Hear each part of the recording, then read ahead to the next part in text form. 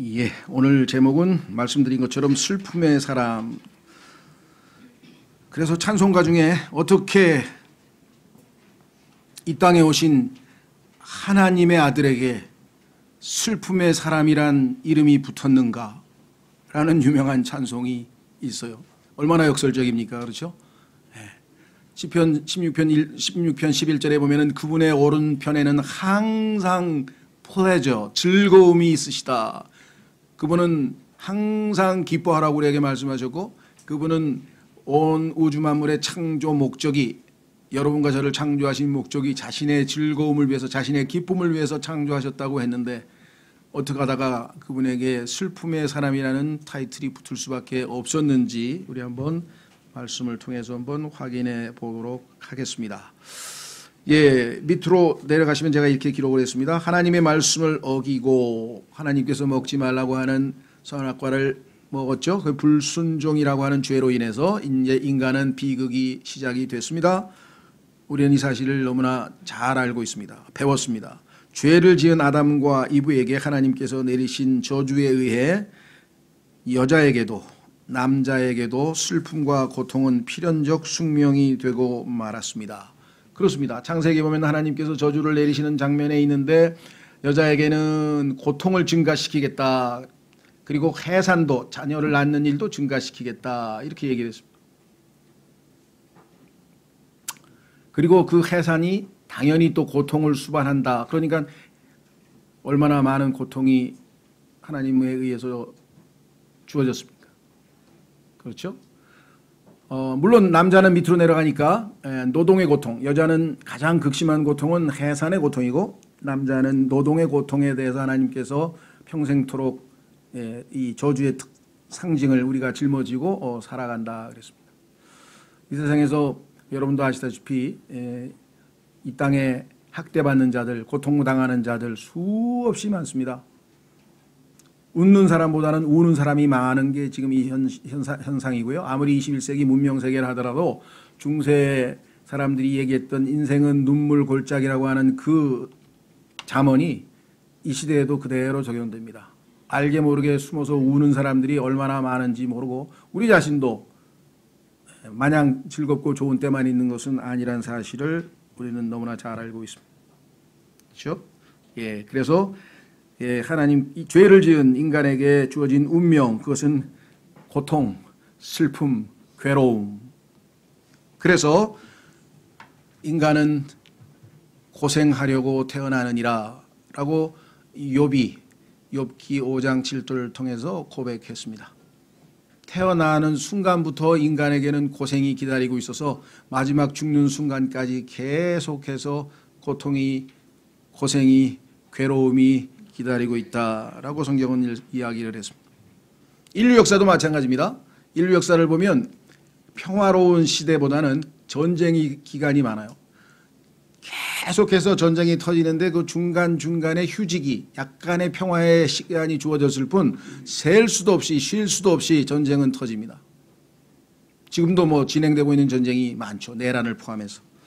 자, 그래서 인간의 운명은 슬픔과 고통이라고 하는 것은 너무나 단순 성경에 나와서뿐만 아니라 우리의 삶에서 우리가 목격하고 있고, 6월달 여러분 잘 아시는 것처럼 6월 6일이 이제 현충일이고요. 그때는 정말 아주 이 고귀한 죽음, 국가를 위해서 자신을 희생하고 정말 다른 사람들을 위해서 목숨을 내어놓은 참 그런 분들을 기리는 날인데요.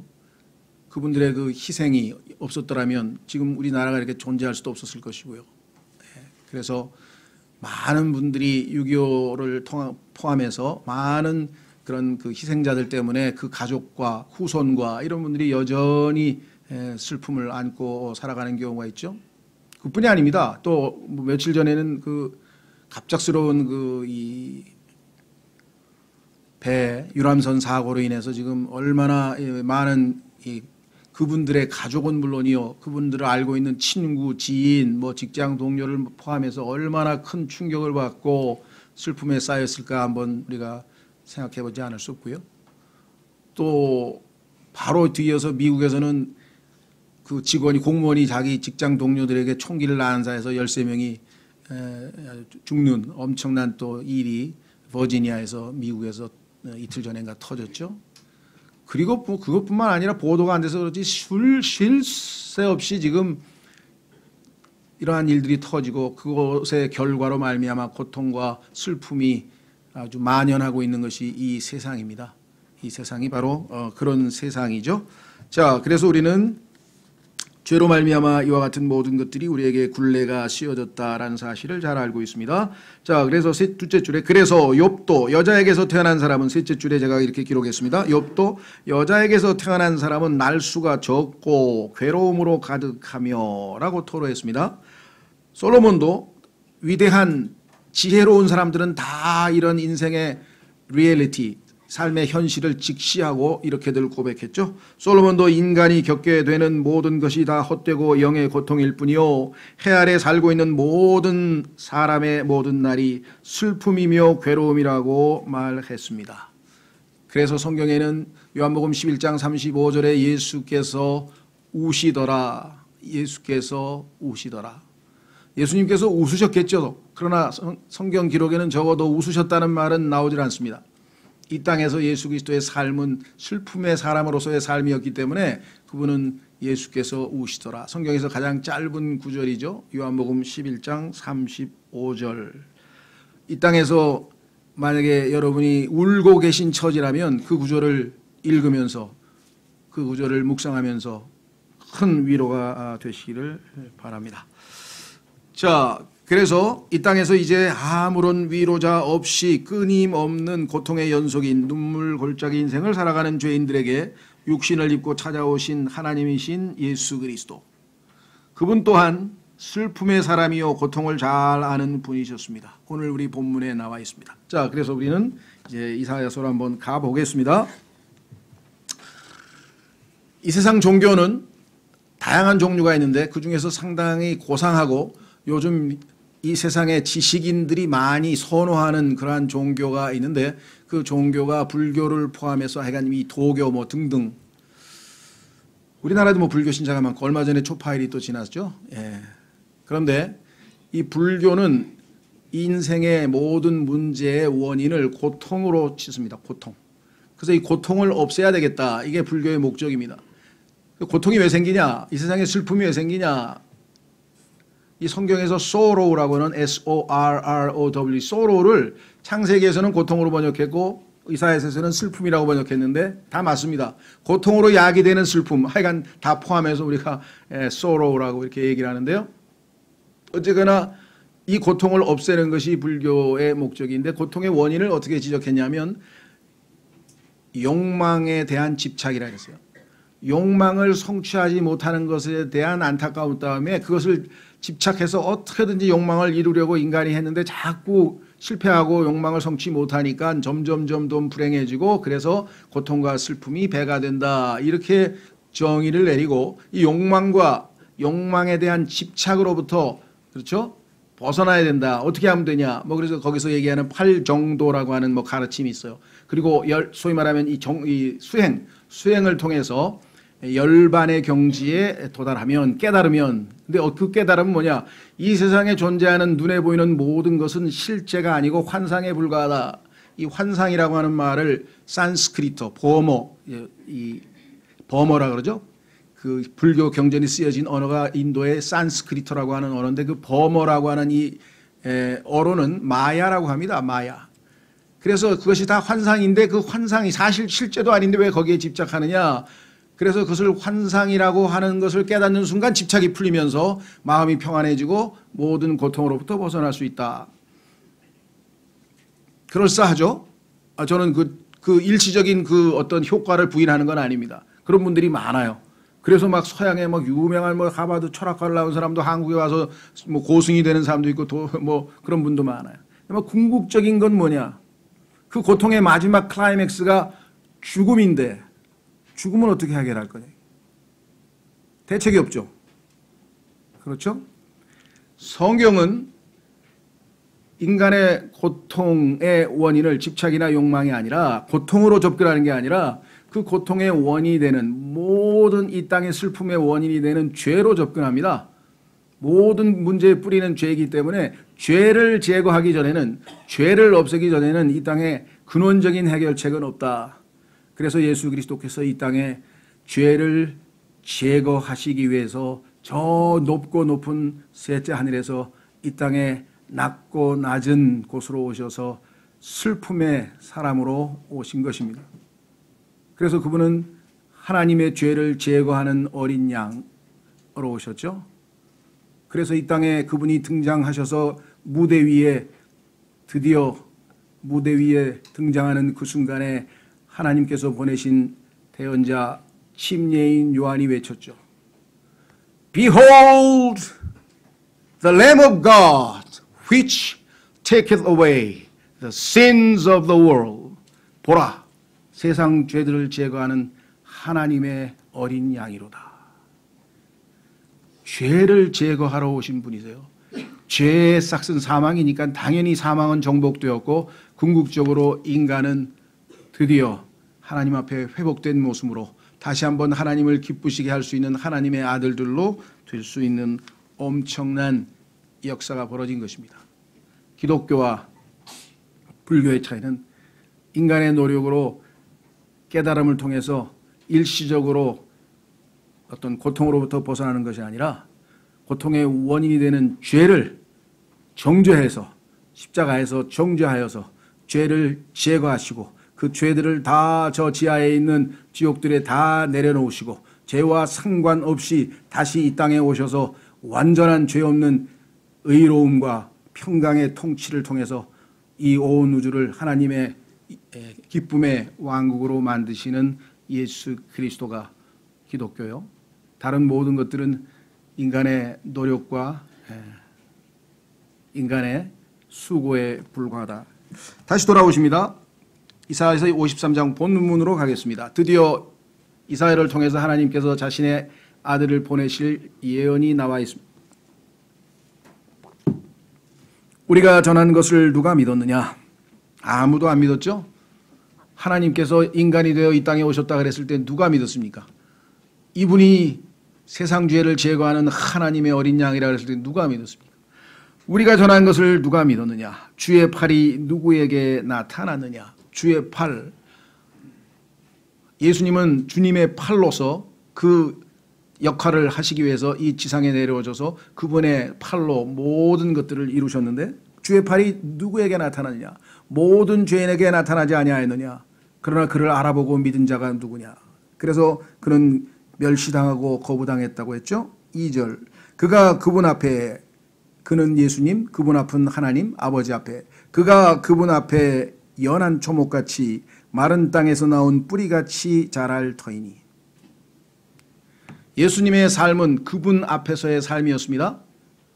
요즘 기독교계에서 유행하는 표현 중에 하나가 코람 데오, 라틴어로 코람 데오, before God, 하나님 앞에서 사는 것이 신앙생활이다. 아주 멋진 말이고요. 또 기억을 돕기 위해서 또 일부러 라틴어로 아마 사용하시는 것 같아요. 코람 데오의 삶을 살자. 뭐 이런 설교가 요즘 많이 전적으로 동의하고요. 그것이 진짜 맞습니다. 예수님은 이 땅에 오셨으나 그분은 하나님 앞에서의 삶을 사셨습니다. 그분 앞에서 연한 초목같이. 이 연한 초목이란 말이 참 우리에게 주목을 끄는데요. 이것은 처음에는 무슨 뜻인지 잘 몰라요. 아, 예수님께서 연한 초목, 그러니까 아주 부드러우신 분으로 또 인격이 선한 성품으로 오셨다. 이 정도밖에는 제가 이해를 못했는데 사실은 이게 상당한 깊은 의미가 있습니다. 식물을 전공하는 식물 전공자에 따르면요, 이 땅에 존재하는 모든 식물은 세 종류로 나뉜답니다. 이 땅에 있는 식물을 분류할 때 첫째는 내한성이라 해서 영어로는 hardy라 그러는데 H-A-R-D-Y, hardy, 딱딱하다 이거죠. 그 다음에 half hardy, 절반만 딱딱하고, 그 다음에 tender, 여기 나와 있는 부드러운. 모든 식물은 세 종류로 나뉘는데 딱딱한 식물이 내한성의 식물은 우리로 치면 그 뭐라 그러죠? 우리나라의 본래의 식물. 우리나라에서 자생한 식물이기 때문에 자기가 고향이야, 그 땅이. 그래서 뭐 성장하는데 아무런 어려움이 없어. 기후에도 어려움이 없고 여건에도 어려움이 없고 적응도 잘하고 잘 적응해서 아무런 문제 없이 잘 적응하는 그러한 식물을 하디라고 해서 내한성이라고 부르고, 반내한성은 다른 곳에서 오기는 왔으나 이 지형과 우리가 지금 원래 살고 있는 이 지형과 유사한 특성을 갖고 있는 지형에서 왔기 때문에 이곳으로 오기는 왔어도 그렇죠. 우리 중국 사람, 몽골 사람 뭐 이런 사람들 한국에 와가지고 뭐 한국 사람보다 더 잘 적용하고 잘 살아요. 아무 문제 없어요. 그런데 저쪽에 서양에서 온 사람들은 한국에 오면 막 힘들어 죽죠. 말도 안 통하는 것뿐만 아니라 습관도 다르고 그렇죠. 뭐 관행도 다르고 뭐 모든 게 다 달라져가지고 굉장히 이 문화 충격 때문에 어려움을 겪습니다. 그렇죠? 그런데 이 해프 하디는 그게 별로 없어요. 왜? 비슷한 환경에서 왔기 때문에 적응하는데 별로 어려움이 없대요. 근데 세 번째 이 텐더라고 하는 건요. 전혀 이질적인 환경에서 왔기 때문에 너무너무 적응하기가 힘들어서 이걸 정말 잘 보호하고 가꾸고 돌보고 정말 아주 세심하게 그렇지 않으면 죽어버리는 적응할 수 없는 그러한 식물을 연한 초목이나 연한 텐더 플랜트라고 한답니다. 그럼 예수님이 이런 이름을 붙였을까? 고린도전서 15장에 보니까 예수님은 아담의 후손, 여러분과 저는 땅에서 났습니다. 그래서 이 땅에서 이 더럽고 추악하고 죄악되고 뭐 정말 이 쓰레기 같은 세상에서도 잘 살아요. 우리는 재밌다고. 근데 예수님은 저 셋째 하늘에 깨끗하고 정결하고 고결하고 아름답고 영광스러운 곳에서 이 땅에 내려오셔서 적응할 수가 없어요. 이 더러운 세상에서는 예수님은 그래서 마른 땅에서 나온 뿌리같이 아무런 공급을 받지 못해 이 땅에서는 마른 땅이야. 이 세상의 종교, 사상, 철학, 뭐 인간이 뭐 그레코 레틴 문명 뭐 온갖 그럴싸한 걸 총동원해도 전혀 순결하고 정결하신 그 하나님의 생각과 순수한 것과는 맞지가 않아요. 그래서 오직 이 땅에서 사셨지만 하나님 앞에서 아버지 앞에서 둘째 그분의 말씀의 뿌리를 받고 이 땅에서 살아가신 분이 예수 그리스도시다 이 말이에요. 그렇죠? 예. 저도요. 뭐 그게 뭐 비유는 안 돼. 비교는 안 되지만 제가 예전에 그 여행을 한 곳 중에 이제껏은 대부분 그래도 하여간 뭐 우리나라하고 유사한 정도의 수준이나 그 이상의 나라를 갔던 것 같아요. 근데 제가 딱 한 번 페루라는 나라를 가봤는데 1990 몇 년도인가? 약간 언제가 약간 90년대쯤 갔는데 그때 가보니까 이게 우리나라의 해방 직후하고 상황이 비슷해. 이 화장실도 그렇고 뭐 하여간 이 거리 더러운 것도 그렇고 하여간 뭐 모든 게 다 그냥 2달 동안 있으면서 아주 혼났어요. 그래서 결심했어요. 다음부터는 우리나라보다 선진국만 나는 간다. 그래서 제가 중국도 안 가고 동남아도 안 가고 아무 데도 안 갔어요 지금. 우리나라보다 선진국만 가기로 결정해서 하도 돼서 그 경험이 아주 저에게 아이고 힘들어. 나 같은 인간도 그런데 예수님은 저 셋째 하늘에서 바닥이 순황금에 예루살렘 계시록 21장 보세요. 거기서 살다가 이 지상에 그것도 말구유에서 태어나셨는데 적응이 가능하겠습니까? 그래서 예수님은 tender plant로 이 땅에서 자랐다는 거예요. 엄청나게 힘드셨을 거예요. 괴롭고 이 모든 것은 우리를 사랑해서 우리를 슬픔과 고통으로 궁극적으로 사망으로부터 해방시키기 위해서 오신 거예요. 그 사랑이 여러분이 느껴지십니까? 그 사랑을 못 느끼면 우리는 사랑에 대해서 얘기할 자격이 없어요. 무슨 사랑 얘기를 해요? 무슨 사랑 타령을 합니까? 이 사랑을 모르고 예수님께서 우리를 위해서 희생하신 것이 얼마나 큰 사랑인가 생각해 보셨어요? 그것이 우리를 사랑하고 아버지가 우리를 구하기를 원하신다는 그 이유 때문에 예수님은 모든 영광을 다 내버리고 이 땅에 고통과 슬픔의 땅으로 내려오셔서 이 모든 죄인들의 슬픔과 고통을 다 짊어지시고 스스로 슬픔의 사람으로서 이 땅을 살아가셨다. 그리고 성경에 말씀하시는 겁니다. 2절 계속해서 보겠습니다. 그가 그분 앞에서 연한 초목같이 마른 땅에서 나온 뿌리같이 자랄 터이니 그에게는 모양도 없고. 예수님이 이 땅에 오시면요 최소한도 저는 장동건이보다는 더 멋진 분으로 오실. 대한민국에서 장동건이가 제일 멋있나요? 사람들이 뭐 그렇다고 그러는 것 같은데 잘 모르겠어요. 더 그보다 훨씬 더 멋있는 모습으로 오시구나. 왜? 장동건을 만드신 분이 하나님이신데. 그런데 모양도 없고, 그래서 혹시라도 거울 보면서 실망하시는 분들은 굉장히 감사해야 돼요. 왜? 나는 예수님을 닮았다. 최소한도 내가 외모는 예수님을 닮았어. 얼마나 감사해요. 그때부터 저는 자부심을 느끼고 있어요. 못생겼다는 소리 들을 때마다 모양이 없구나 내가. 얼마나 감사해요. 예수님 닮았죠. 두 번째, 우아함도 없으며 왜 이렇게 거칠고 터프. 아예 우아함이 없으셨어요 예수님. 세 번째, 우리가 그를 볼 때 그를 흠모할 만한 뷰티샵에도 갈 필요 없어. 예수님이 뷰티하지 않기 때문에 뷰티도 없다. 예수님은 사실은 속이 가장 아름다운 분이시고요. 성경에 보니까 그분의 The beauty of holiness, 거룩함의 아름다움으로 가득 차신 분이 사실은 예수님인데, 그 모든 것을 다 내려놓고, 예수님은 모양이 있고 우아하고 흠모할 만한 분이셨으나 이 땅에 오실 때는 이 모든 것을 다 내려놓고 이 땅에 우리를 위해 인간의 몸으로 찾아오셨다. 3절, 그는 사람들에게서 멸시를 당하고 거부되었으며, 그런데도 불구하고 이 땅에서 환영을 받지 못했어요. 멸시를 당하고 거부되었으며 슬픔의 사람이요, 이 땅에서 모든 슬픈 자들과 함께 했죠. 고통을 잘 아는 자라. 조금 더 의역을 하면 고통에 익숙하신 분이에요. 고통에 익숙하신 분이에요. 그래서 성경에 보면 예수 그리스도를 믿고 구원받은 사람들에게 하나님 예수님께서 본을 보이셨는데 그것은 고난의 본을 보이셨다. 첫 번째는 겸손한 섬김의 본을 보이셨고, 그거는 셋째 하늘에서 그 엄청나게 놀라우신 분이 이 땅에 낮고 낮은 곳으로 7단계를 내려오고 죽기까지 순종하셨으니 빌립보서 2장 1절에 11절에서 말씀하신 것처럼 그 겸손의 본을 누가 모르겠습니까? 그러나 예수님은 단순한 겸손의 본만 보이러 오신 게 아니라 이 땅에 고난의 본을 남기시기 위해서 오셨습니다. 이 죄와 사망으로 가득 찬 이 세상에서 필연적으로 인간의 운명은 바로 고통입니다. 그래서 그는 이 땅에 오셔서 단순히 그냥 온 것이 아니라 고통을 당하러 인간과 함께 하기 위해서 이 땅에 내려오셨다라고 성경은 말씀을 했습니다. 그래서 우리는 이 땅에서 슬픔의 사람이신 예수 그리스도를 하나님 말씀을 통해서 보고 있습니다. 자, 그래서 여기 보시면 끝부분에 그분은 고통을 잘 아는 자라, 아주 익숙하신 분입니다.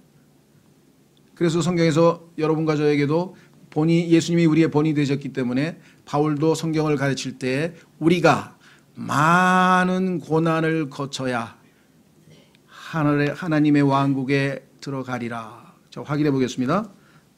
사도행전 14장에 우리가 예수 그리스도의 발자취를 따른다면 당연히 우리에게는 많은 환난이 기다리고 있습니다. 많은 고통이 기다리고 있습니다. 사도행전 14장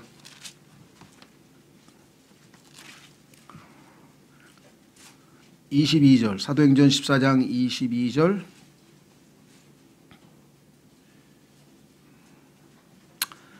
제자들의 혼을 굳건하게 하며 그들을 권면하여 믿음 안에 거하게 하고 또 우리가 반드시 많은 환난을 거쳐 하나님의 왕국에 들어가야 하리라 하더라. 많은 환난을 거쳐, 많은 고난을 거쳐야만 우리가 예수 그리스도를 닮아갈 수가 있다. 자, 그래서 예수 그리스도께서 앞서 우리의 본이 되셔서 가셨습니다. 다시 교재로 가겠습니다. 이사야서 53장으로 가겠습니다. 그 끝부분에 뭐라고 정리되어 있느냐. 예수님이 당하신 가장 커다란 고난 중에 하나는 뭐냐. 자신을 구하러 오신 구세주를, 구원자를 거부한 자신의 민족 이스라엘과 이 땅의 죄인들의 행태입니다. 그래서 기록되기를 이렇게 기록되어 있습니다. 우리는 그를 피하려는 것 같이 우리의 얼굴을 감추었으며. 여러분 어떠세요? 과거에 여러분 예수님 믿으라고 누가 오면 환영했습니까? 아니면은 손을 내저으면서 됐어요 그냥 가보세요. 여러분 어떠셨어요? 뭐 어느 한순간에는 받아들였겠지. 그러나 저는 여러 번에 걸쳐서 뭐 이 정도면 예의가 있고요. 저는 관심 없습니다. 뭐 이렇게 얘기할 수도 있고요. 그렇죠? 예. 아, 저는 불교예요. 뭐 이런 사람도 있고요. 예, 너나 잘 믿으세요. 예, 뭐 이런 사람도 있고요.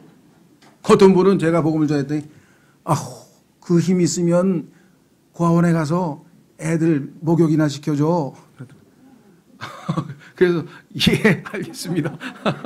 전도지 나눠주고 있는데 그런 야단도 맞았어요. 예, 뭐 다양한 형태로 해간 여러분들이 예수님은 얼마나 많은 거부를 당했느냐. 자신의 백성들이 예수님을 일단 거부했고 빛으로 오신 예수님을 어둠 속에 살던 모든 죄인들이 일시에 다 거부했습니다. 하나님께서 성령님을 통해서 우리를 비추시고 우리가 죄인이라는 것을 들춰내서 하나님이 역사하시고 도우시지 않으셨다면 그 누구도 예수님 앞에 나아갈 자가 없고 예수님을 받아들일 자가 없죠. 자, 그래서 여기 보시면 우리는 얼굴을 감췄으며 그는 멸시를 당하였고, 뭐 멸시당한 내용이 사복음서에 그가 뭐 침뱉음을 당하고 뭐 수염을 뽑히고 채찍에 맞고 모욕적인 말을 많이 들었죠. 이 사생아가 이 자가 왜 이래 하면서 예수님을 this fellow 이자라고 했고요. 사생아라고 했고요. 예수님 뭐 온갖 모욕적인 말을 다 들었습니다. 우리가 볼 때는 어떻게 감히 예수님한테 신성모독적인, 이건 우리 생각이고요. 당시에 예수님을 못 알아본 사람들은 예수 그리스도를 그와 같이 멸시하고 그 다음에 뭐라 했습니까? 우리는 그를 귀히 여기지 아니하였도다. 예수 그리스도가 누구이신지를 알고 나서야 우리가 그분의 피를 precious blood, 보배로운 피, 귀중한 피, 예수님을 귀중한 구원자, 예수님의 귀중함을 그 뒤에나 알았지 그 예수님이 고귀하신 분이심을 우리가 언제 알았겠습니까? 그렇죠? 4절. 참으로 그는 우리의 고통을 짊어지고 우리의 슬픔을 당하였거늘 우리 때문에 왔는데 우리는 그가 매를 맞고 하나님께 맞아 고난을 당한다고 생각하였도다. 자기 잘못 때문에 그런 줄 알았다. 그러나 그는 우리의 범법들로 인해 부상을 당하고 우리의 불법들로 인해 상하였노라. 그가 징벌을 받음으로 우리가 화평을 누리고, 그분 때문에 하나님과 우리 사이가 화평하게 되었죠. 그가 채찍에 맞음으로 우리가 고침을 받았도다. 우리는 다 양 같아서 길을 잃고 각각 자기 길로 갔거늘, 다 자기 인생을 천상천하 유아독전 다 자기가 세운 대로 자기 뜻대로 자기 방식대로 다 살았지만 우리의 모든 불법은 다 누구에게? 주께서는 우리 모두의 불법을 그에게 담당시키셨도다. 그래서 십자가에 달리실 때 그분에게 우리의 모든 죄들을 짊어지시고 가셨다라고 성경에 써 있습니다.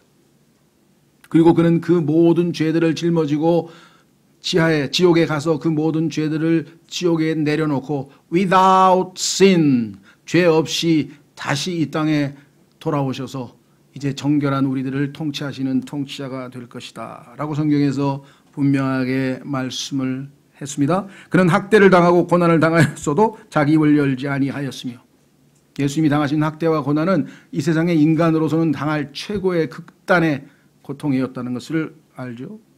도살장으로 향하는 어린 양같이. 그래서 이 어린 양이 나타났다고 침례인 요한이 외쳐댔죠. 끌려가며 털 깎는 자 앞에서 잠잠한 양같이 자기 입을 열지 아니하는도다. 그렇습니다.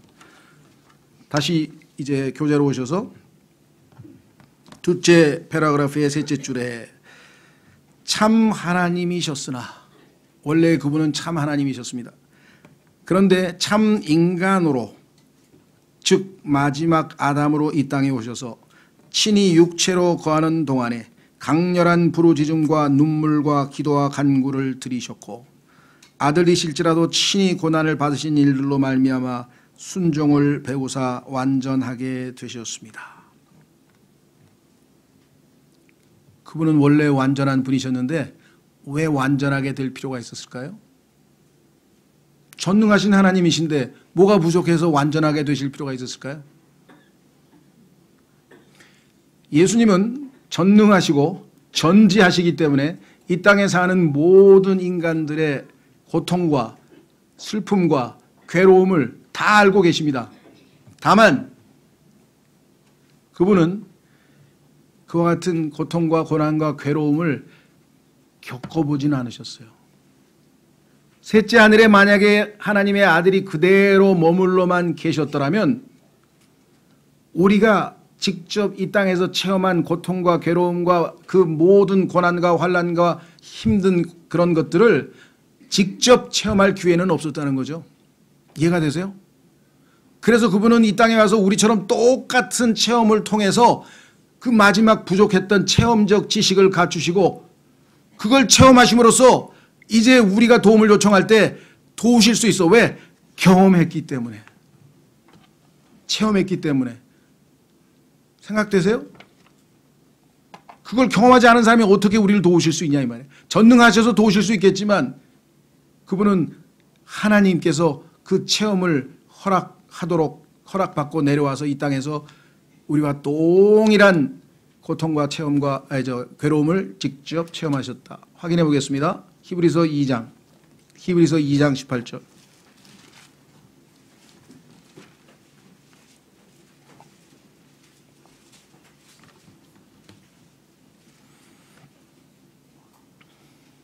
히브리서 2장 18절. 그분께서 친히 시험을 받아 고난을 당하셨은즉 시험 받는 자들을 능히 구조하실 수 있느니라. 4장으로 갑니다.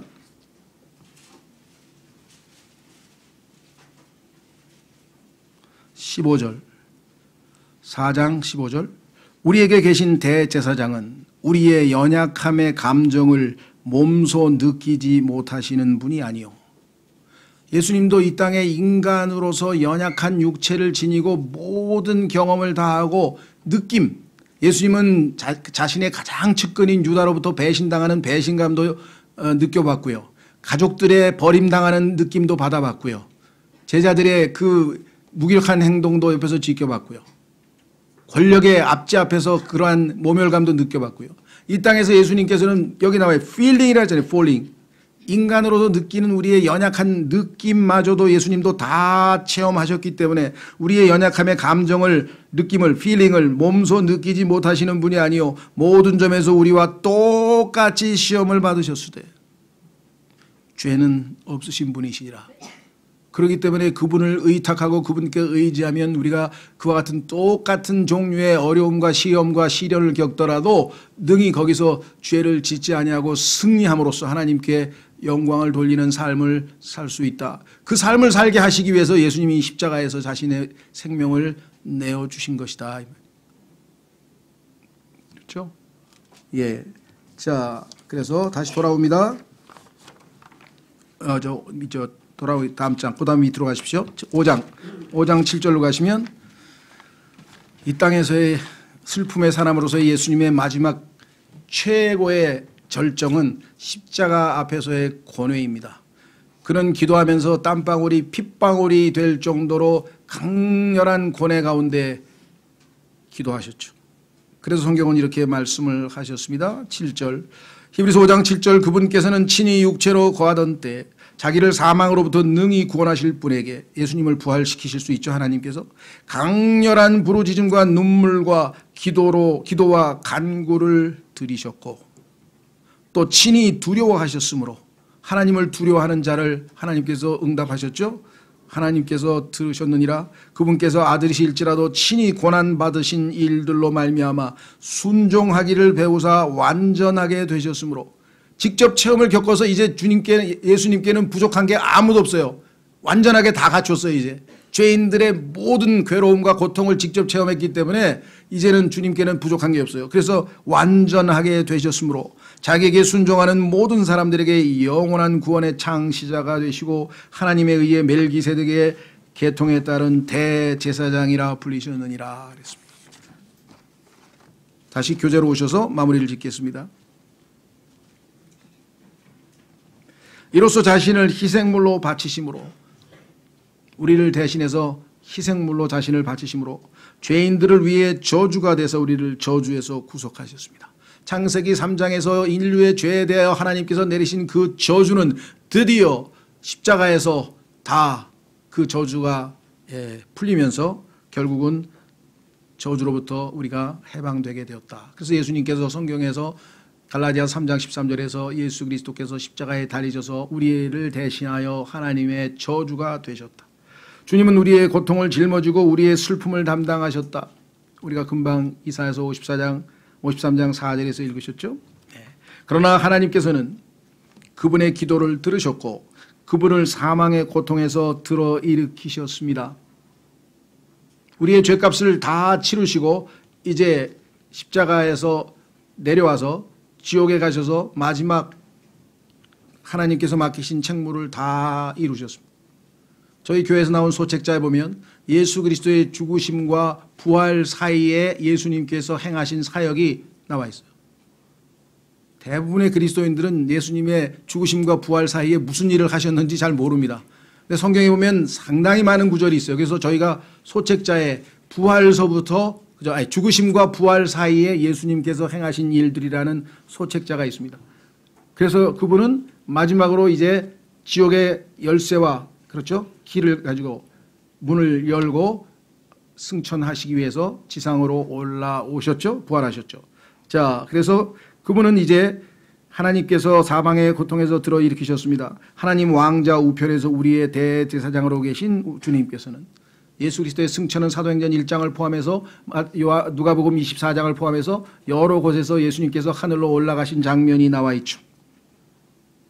예수님은 요한복음 17장 대제사장으로서의 기도를 하시면서 말씀하셨습니다. 아버지여, 아버지께서 나에게 하라고 하신 일들을 I have finished. 다 끝마쳤습니다. 이제 아버지께로 돌아가려고 하니 아버지께서 약속하신 대로 나를 영화롭게 하옵소서. 내가 이 땅에서 아버지를 영화롭게 하였나이다. 하늘로 나를 이제 데려가 달라고 그렇게 기도했죠.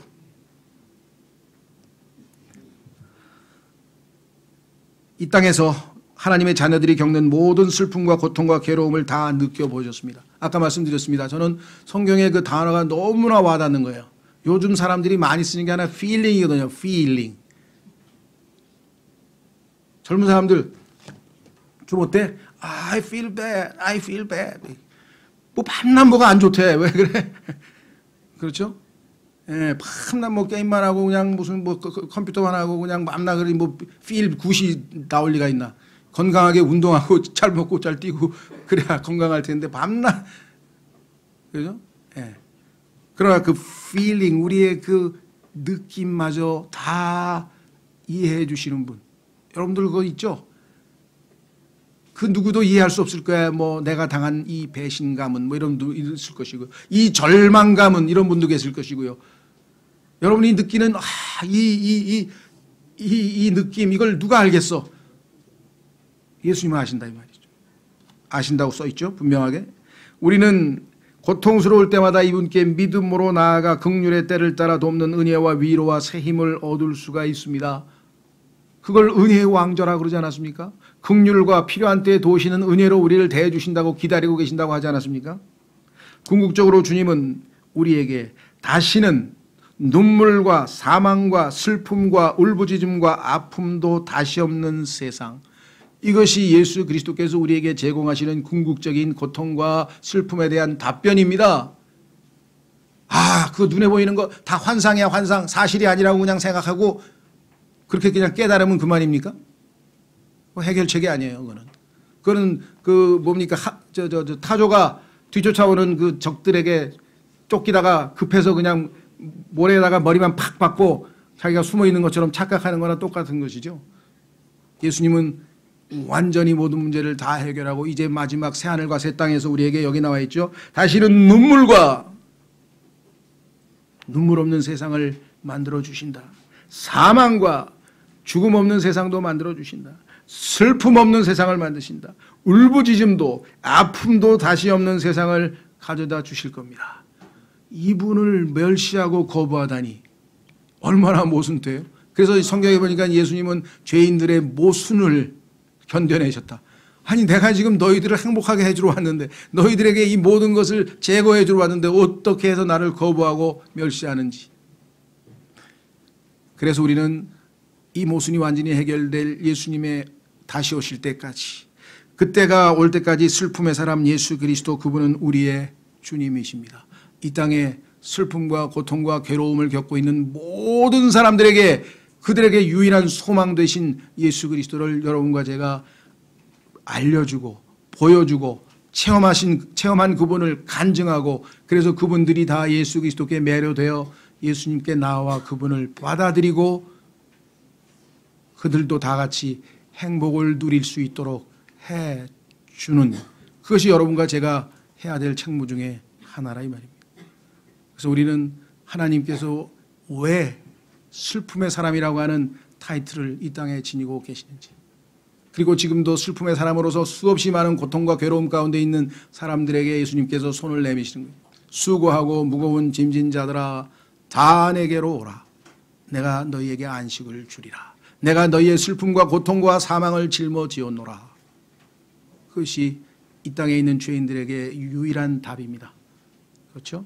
오늘 이 시간 여러분과 저는 이 슬픔의 사람이신 예수 그리스도를 기억하고 나의 슬픔과 나의 고통과 괴로움을 가져가신 그분께 감사하고 그분의 사랑에 감격하고 이 주님을 우리가 증인으로서 전해야 될 그러한 각오를 가지는 시간을 갖겠습니다. 이 시간 우리 홍용만 교님